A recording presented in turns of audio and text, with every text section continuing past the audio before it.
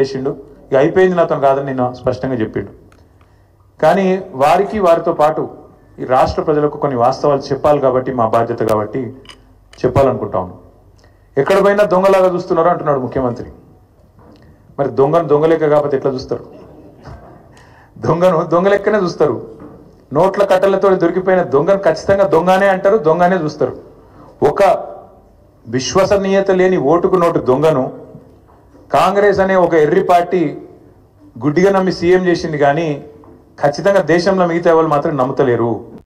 మోసగాళ్లను దొంగలే అంటారు ముఖ్యమంత్రి గారు. ఖచ్చితంగా అది ఈ రోజు కాదు, చివరి రోజు దాకా కూడా నీ పరిస్థితి అదే ఉంటుంది, యాద పెట్టుకోని చెప్తున్నా. తప్పు చేసింది దొంగ చేతికి తాళాలు ఇచ్చి కాంగ్రెస్ పార్టీ రాహుల్ గాంధీ గారు. ఈరోజు మే 6, 2025 నేను మీ అందరు గుర్తు చేస్తున్నా. సరిగ్గా 3 సంవత్సరాల కిందట ఇదే రోజు మే 6, 2022 నాడు రాహుల్ గాంధీ గారు వరంగల్కి వచ్చినారు. రైతు డిక్లరేషన్ అనే పేరిట ఆ రోజు రాహుల్ గాంధీ గారు చెప్పిన మాటలు 2 లక్షల రుణమాఫీ చేస్తామని, అట్లాగే రైతు భరోసా 15,000కు పెంచుతామని, అట్లాగే కౌలు రైతులకు రైతు బంధు ఇస్తామని, అట్లాగే రైతు కూలీలకు న్యాయం చేస్తామని వ్యవసాయ డిక్లరేషన్లో చెప్పి 3 సంవత్సరాలు దాటింది రాహుల్ గాంధీ గారు. అందుకే నేను అంటున్నా, తప్పు చేసింది రాహుల్ గాంధీ, తప్పు చేసింది ఏఐసిసి. దొంగ చేతికి తాళం ఇచ్చి ఇవాళ తెలంగాణ చేతికి చిప్పవచ్చే పరిస్థితి చేసింది ఖచ్చితంగా ఆల్ ఇండియా కాంగ్రెస్ కమిటీ. ముఖ్యంగా దానికి బాధ్యుడు లీడర్ ఆఫ్ ఆపోజిషన్ గా ఉన్న రాహుల్ గాంధీ గారు అని చెప్పి నేను చెప్తా ఉన్నాను. అట్లాగే ఇవాళ ఎందుకు ఈ మాటలు, ఎందుకు ఈ ఫ్రస్ట్రేషన్ అని చెప్పి ఇప్పుడు కొంతమంది మిత్రులు వారితో కలిసి మేము వస్తున్నప్పుడు ఇక్కడికి కమలాకర్ గారు, నేను మాట్లాడుకుంటూ వచ్చినాం. వెంకటరమణారెడ్డి గారు, అట్లాగే మా ప్రశాంత్ రెడ్డి గారు మాట్లాడుకుంటూ వస్తుంటే వాళ్ళందరూ అన్నది మాట ఒకటే, అధికారంలోకి వస్తామని వాళ్ళు అనుకోలేదు, అడ్డగోలుగా హామీలు ఇచ్చిండ్రు, నోటికి వచ్చిన చెత్తవాగుడంతా వాగిండ్రు, ఎవరేం చెప్తుంది రాసుకుంటా వేయిండ్రు, మేనిఫెస్టో అనుకుంటా. ఇవాళ ఏం చేయాలనో తెలుస్తలేదు, వచ్చినాక మొత్తం నాశనం చేసిండ్రు.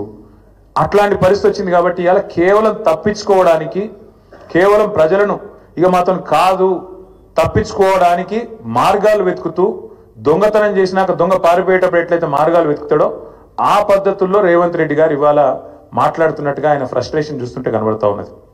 ఎన్ని మాటలు చెప్పిండండి మన రాష్ట్ర ప్రభుత్వ ఉద్యోగులకి, ఎన్ని హామీలు ఇచ్చిండు.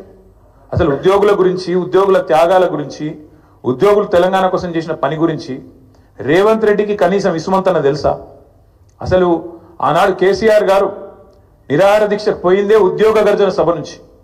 ఉద్యోగుల విషయంలో ఆనాడు ఒకసారి ఫ్రీ జోన్ హైదరాబాద్ అనే ఒక తీర్పు వస్తే దాన్ని ఖచ్చితంగా తిరస్కరిస్తున్నది తెలంగాణ సమాజం అని చెప్పి తెలంగాణ ఎన్జిఓల త్యాగాన్ని గుర్తు చేస్తూ తెలంగాణ ఎన్జిఓ అనే సంఘాన్ని ఉమ్మడి ఆంధ్రప్రదేశ్లో కూడా అత్యద్భుతంగా నడిపిన ఉద్యోగ సంఘాల నాయకులకు మా స్వామి గౌడ్ గారు ఇక్కడే ఉన్నారు, మా శ్రీనివాస్ గౌడ్ గారు ఇక్కడే ఉన్నారు, పెద్దలు దేవి ప్రసాద్ గారు ఉన్నారు, పాతూరి సుధాకర్ రెడ్డి గారు ఉన్నారు, ఇంకా ఉపాధ్యాయుల నుంచి వచ్చిన మా సోదరుడు రసమై బాలకృష్ణ గారు ఉన్నారు.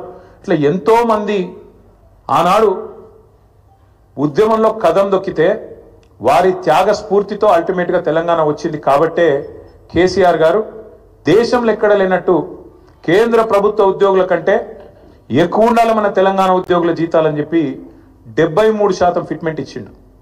ఒక స్పెషల్ ఇంక్రిమెంట్ ఇచ్చిండు, తెలంగాణ ఇంక్రిమెంట్. ఎందుకు?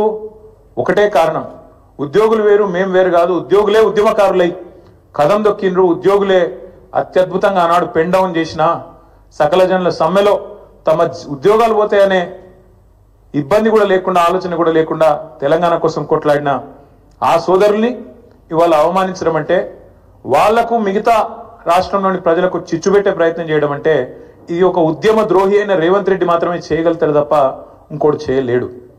ఎందుకంటే ఆయనకు అవగాహన లేదు. ఉద్యమంలో ఆనాడు భుజం కలిసి మాతో నడిచిన ఉద్యోగులను మేము కడుపులో పెట్టుకొని చూసుకున్నాం. ఎందుకంటే వాళ్ళది మాకు పేగు బంధం. అందుకే ఒక ఉద్యోగ సంఘాల నాయకుడు మంత్రి అయిండు, మరొక నాయకుడు కౌన్సిల్ చైర్మన్ అయిండు, ఇంకొక నాయకుడు బ్రహ్మాండంగా ఆనాడు కార్పొరేషన్ చైర్మన్ అయిండు, ఇంకొక నాయకుడు ఎమ్మెల్సీ అయిండు, ఇంకొక నాయకుడు ఎమ్మెల్యే అయిండు. చాలా మంది పెద్ద పెద్ద హోదాల్లో ఆనాడు ప్రభుత్వంలో ఉన్నప్పుడు వారిని గౌరవించుకున్నది కేసీఆర్ ప్రభుత్వం.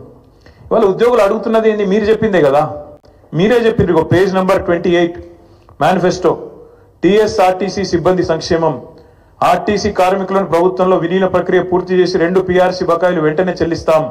వచ్చే పీఆర్సీలో ఆర్టీసీ కార్మికులను చేరుస్తాం. రాష్ట్ర ప్రభుత్వ ఉద్యోగులతో సమానంగా అన్ని వసతులు సదుపాయాలు కల్పిస్తాం. ఆర్టీసీ బస్సుల కింద చెప్పింది. ఇది ఆర్టీసీ కార్మికుల గురించి మీరు చెప్పిన మాట. ప్రభుత్వ ఉద్యోగుల గురించి మీరు చెప్పిన మాటలేంది? సంక్షేమం గురించి మీరే చెప్పినారు. రాష్ట్ర ప్రభుత్వ ఉద్యోగులందరికీ పెండింగ్ లో ఉన్న 3 డిఏలు తక్షణమే చెల్లిస్తాం. రాష్ట్ర వ్యాప్తంగా ఉన్న ఉద్యోగ ఉపాధ్యాయులకు 1వ తారీఖున వేతనాలు అందే విధంగా చర్య తీసుకుంటాం. సప్లిమెంటరీ బిల్లులు 15 రోజులు చెల్లిస్తాం. సిపిఎస్ విధానాన్ని రద్దు చేసి ఓపీఎస్ తెస్తాం. పెన్షనర్లకు ఉద్యోగులకు ఇచ్చే డిఏలను సకాలంలో ప్రకటించి బకాయిలను వెంటనే ఇస్తాం. 317 రద్దు చేస్తాం. కాంగ్రెస్ ప్రభుత్వం ఏర్పాటైన వెంటనే కొత్త పీఆర్సీ ప్రకటించి 6 నెలలలోపు సిఫార్సులు అమలు చేస్తాం. కాంట్రిబ్యూషన్ తో పాటు అన్ని రకాల జబ్బులు అని చెప్పి ఇంకేందేందో రకరకాల మాయమాటలు వారి కోసం చెప్పిండ్రు. ఏం అడుగుతుండ్రు ఇవాళ ఉద్యోగులు? మీరు చెప్పిందే అడుగుతుండ్రు కదా. గొంతమ్మ కోరికలు ఏమైనా కోరిండ్రా? పీఆర్సీ చేస్తామన్నారు, ఏది అని అడుగుతుండ్రు.